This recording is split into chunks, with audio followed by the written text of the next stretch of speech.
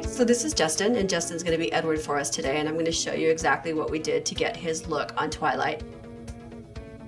First thing you want to start with, of course, is the wonderful Edward haircut, and he's got it. It's this great, textury, wonderful haircut that when you put your base in there, which is a good mousse, you're going to put a good mousse in there and saturate it. It's going to make it much easier for you to get the style that you're looking for. The next thing you're going to do is reach for your favorite blow dryer. It's really pretty purple, and it's got a really narrow nozzle, so you can really direct your airflow to where you need it to be.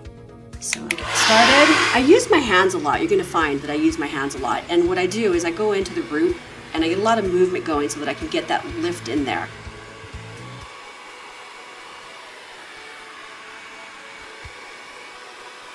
So once you're done with that, you're going to reach for your iron. Now this iron I really like because it's very thin, as you can see, so you can get close to the root of the hair. And you're going to go in and take small sections. Now I'm not really specific about the sections with this hairdo because it's not a really specific hairdo. So just kind of go, it's kind of fun, it's molding, it's sculpting, it's kind of great.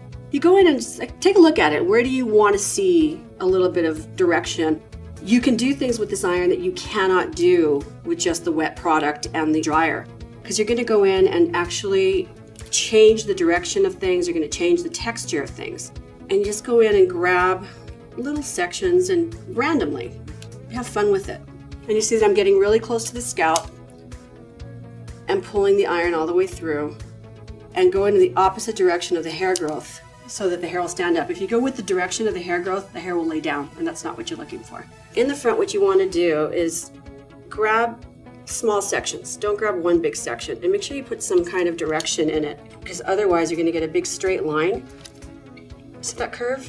Just makes it more natural. Makes it look like you didn't do a whole lot to your hair.